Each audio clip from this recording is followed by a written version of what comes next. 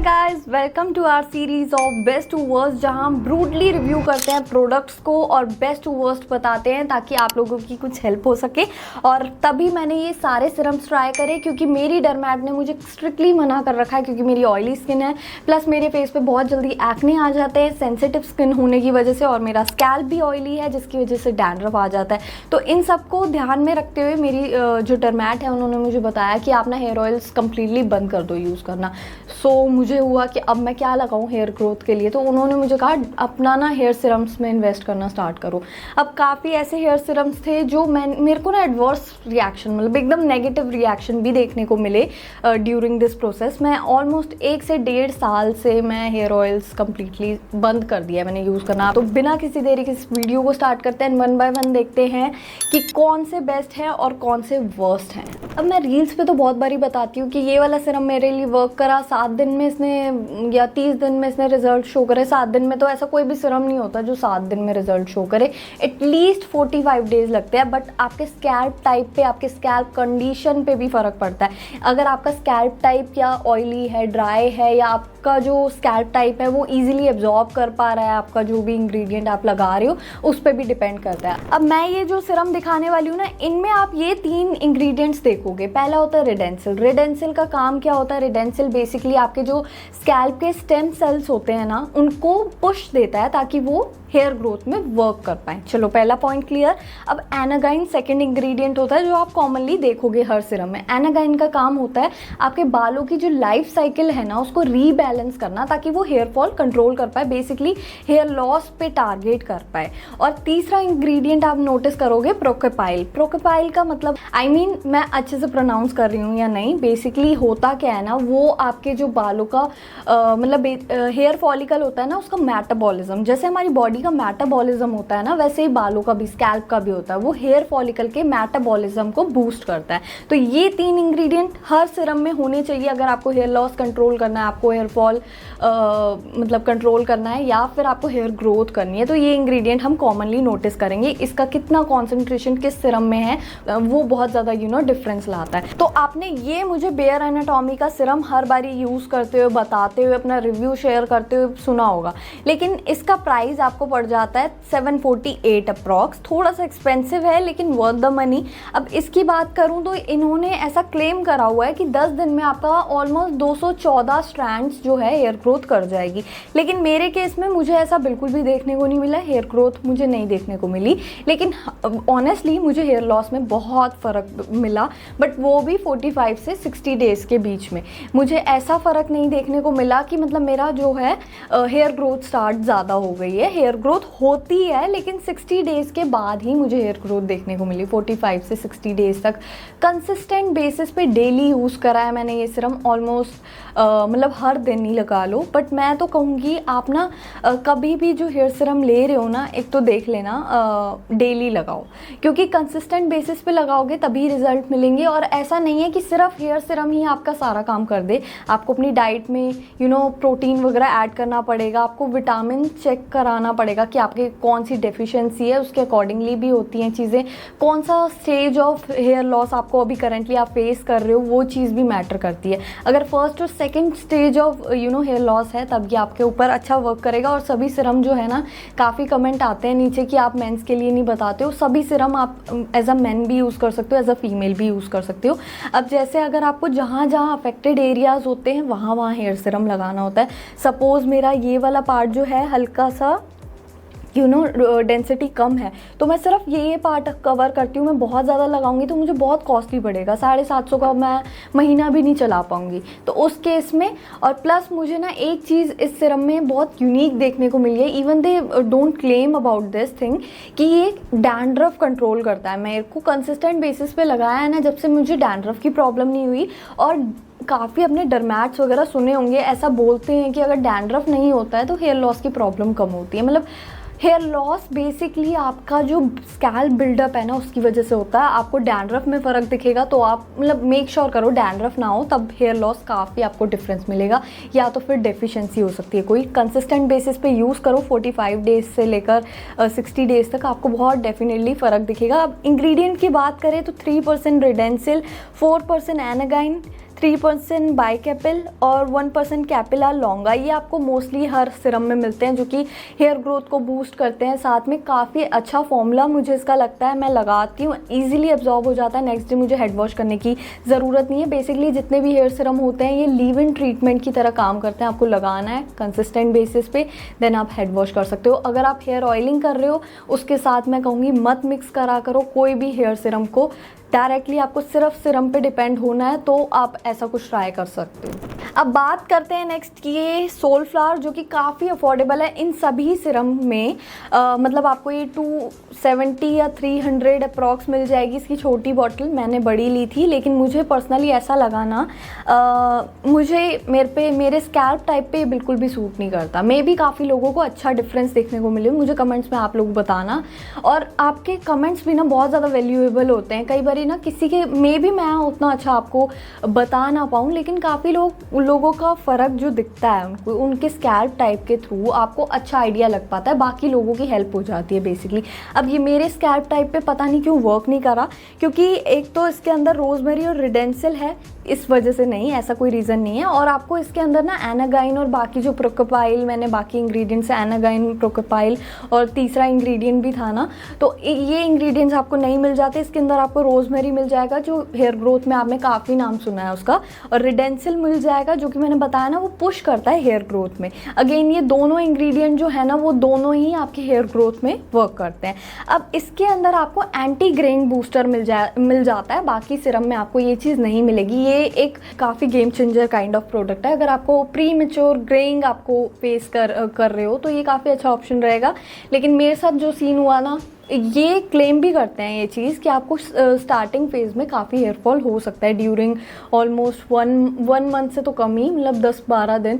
But मुझे ऐसा लगता है यार भाई मैं गंजी हो जाऊंगी अगर मैं लगातार इसको ऐसे इतना हेयरफॉल देखती रहूँगी, क्योंकि मेरे को फर्स्ट डे पे ही बहुत ज़्यादा हेयरफॉल हो गया था तो मैं बहुत डर गई। अगर आपके अंदर इतना पेशेंस है ना कि आप लूज़ कर सकते हो इतने हेयर कि हर दिन आपको गट्ठर हेयर लूज़ करना पड़े, और you can bear with that, so you can use it. But मेरे हिसाब से मैं इतना ज़्यादा रिस्क नहीं ले सकती थी। मैंने एक दिन यूज़ करा, उसके बाद मैंने नहीं करा, और maybe I am not the right person to talk about the serum, तो अभी मैं इसके लिए अवॉइड करूँगी। बट अगर आपको एंटी ग्रेइंग पेशेंस है अंदर तो go ahead with this serum, affordable भी है बाकी सारे सिरम्स में। अब नेक्स्ट बात करते हैं थ्राइवको के 2.0 हेयर सिरम की, जिसके अंदर वही सेम इंग्रेडिएंट्स मिल जाते हैं जो कि रिडेंसिल, एनागाइन, प्रोकोपाइल, कैपिला लॉन्गा। ये सभी इंग्रेडिएंट्स आपके hair growth, hair loss control करने में काफ़ी हेल्प करते हैं, हेयर ग्रोथ को बूस्ट करते हैं।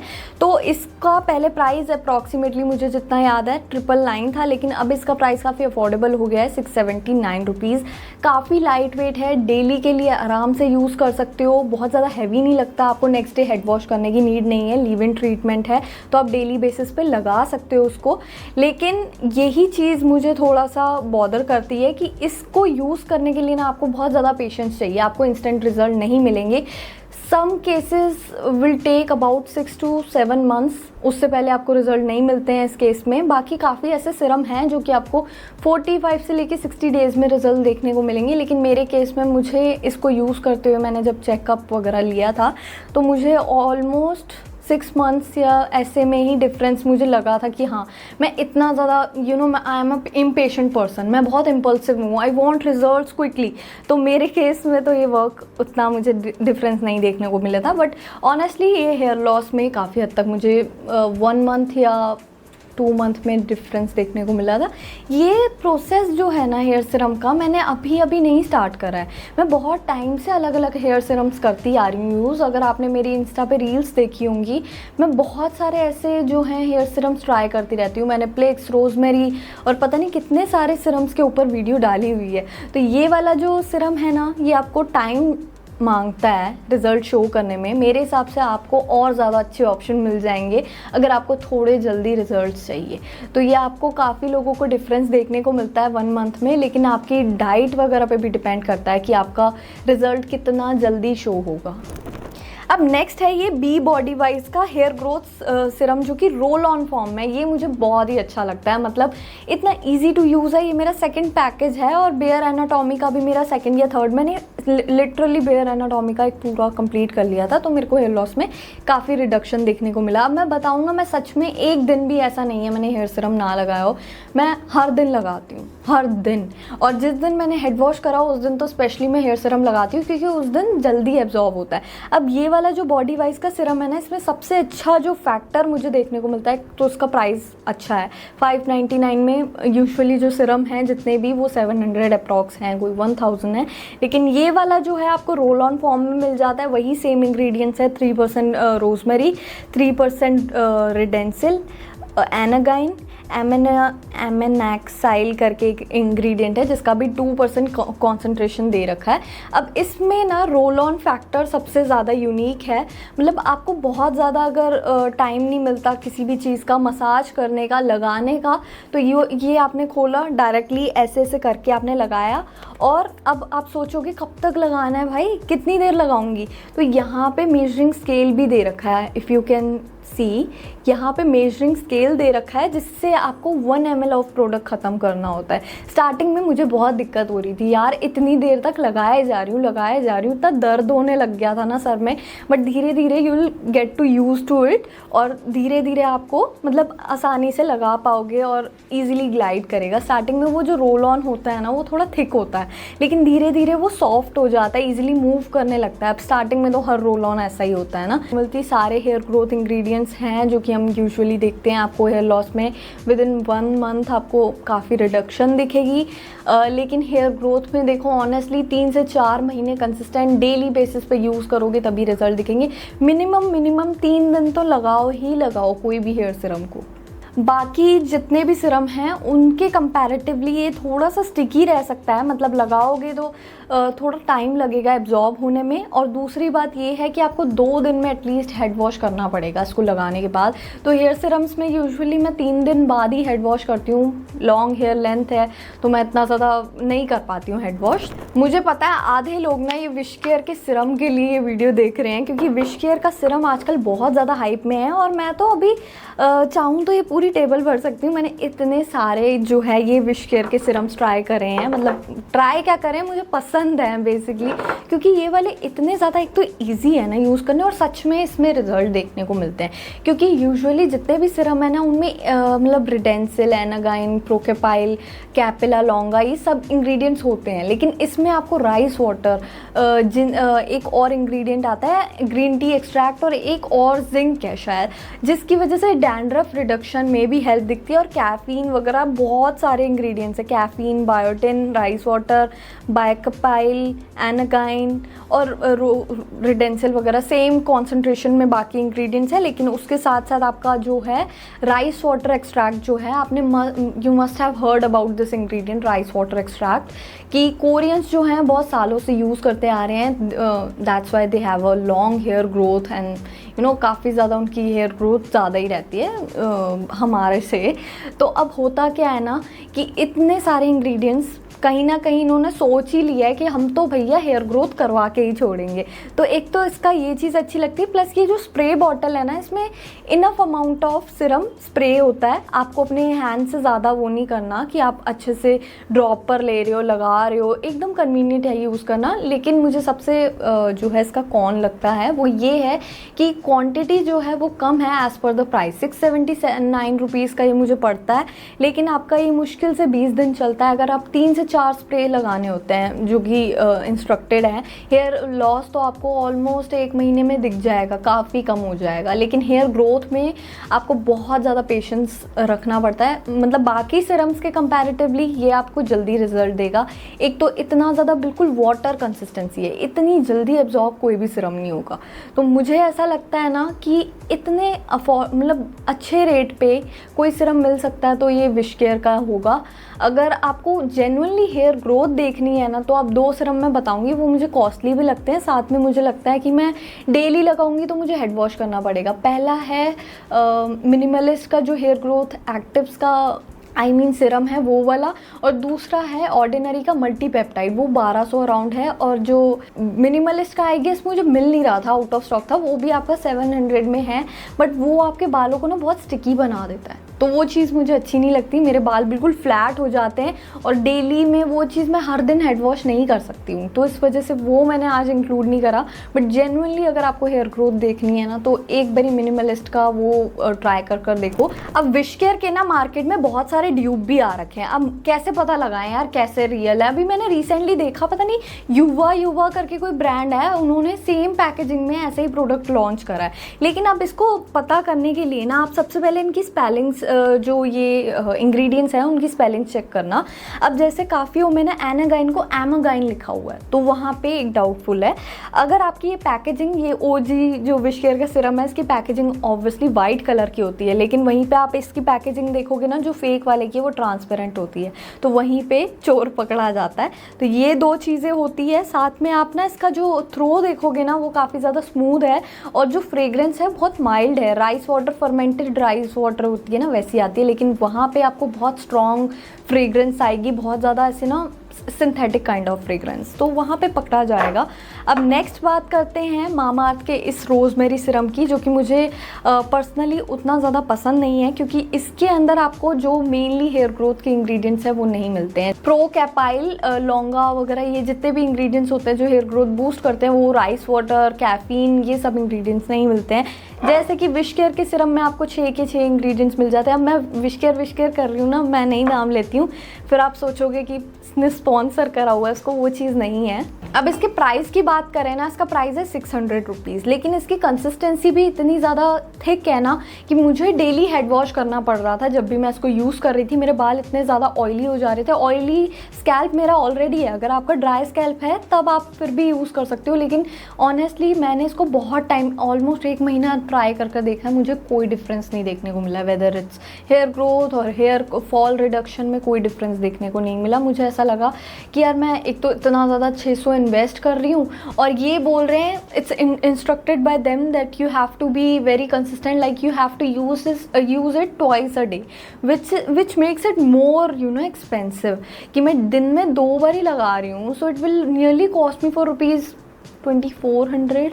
मतलब इतना अमाउंट मुझे, कितनी क्वांटिटी, 50 ml की क्वांटिटी मुझे 4 बारी तो लेनी पड़ेगी ना, अगर मैं दिन में 2 बार ही लगा रही हूँ। तो एक तो काफ़ी थिक है, और साथ में आपको इंग्रेडिएंट्स नहीं मिल रहे हैं हेयर ग्रोथ बूस्ट करने के, हेयर फॉल कंट्रोल करने के, इसलिए ये काफ़ी मिस है मेरी तरफ से।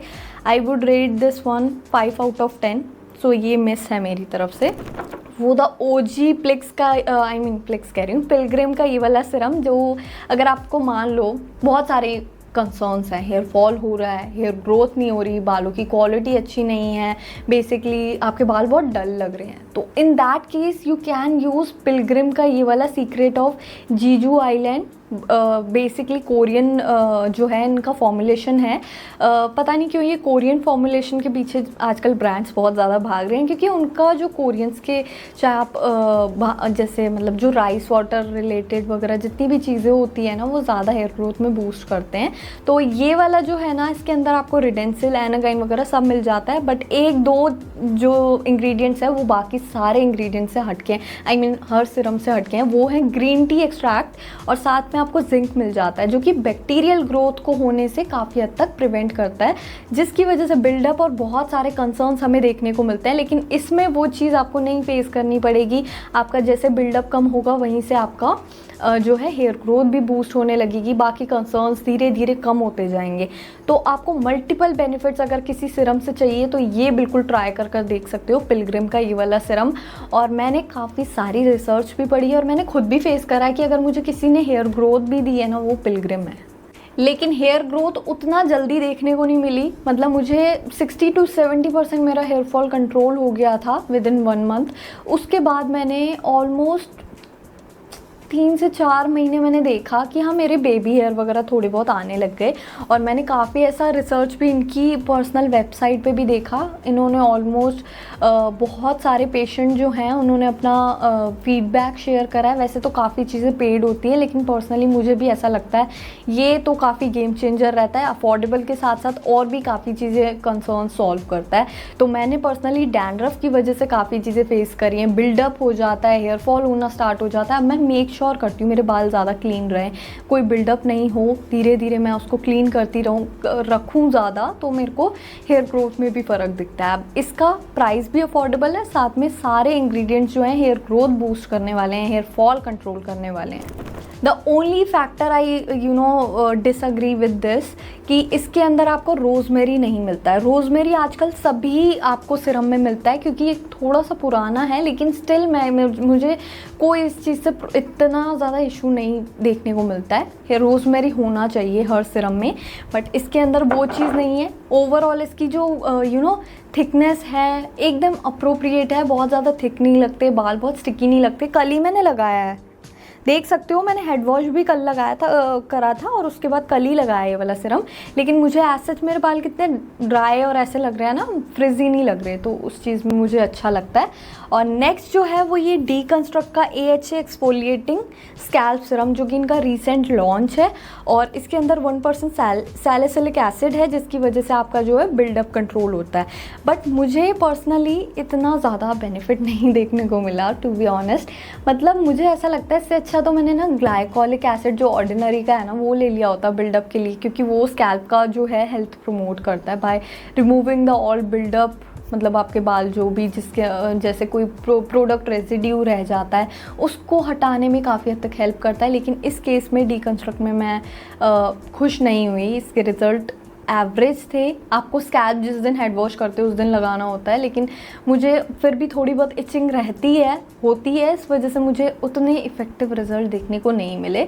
बाकी प्राइस पॉइंट ऑफ व्यू से देखें तो 300-400 में आपको एक एक्सफोलिएटिंग सिरम मिल रहा है, उस फैक्टर से ठीक है। लेकिन मेरे हिसाब से अगर आप कोई एंटी डैंड्रफ शैम्पू यूज़ करोगे ना, वो ज़्यादा बेनिफिशियल वर्क करेगा। बेयर एनाटॉमी का सैलिसिलिक वाला जो है ना वो अच्छा है, मैं पर्सनली कल यूज़ करा था, उसी से मुझे इतना अच्छे रिजल्ट मिल जाते हैं कि मुझे एक्सफोलिएटिंग सिरम की अलग से नीड नहीं पड़ती।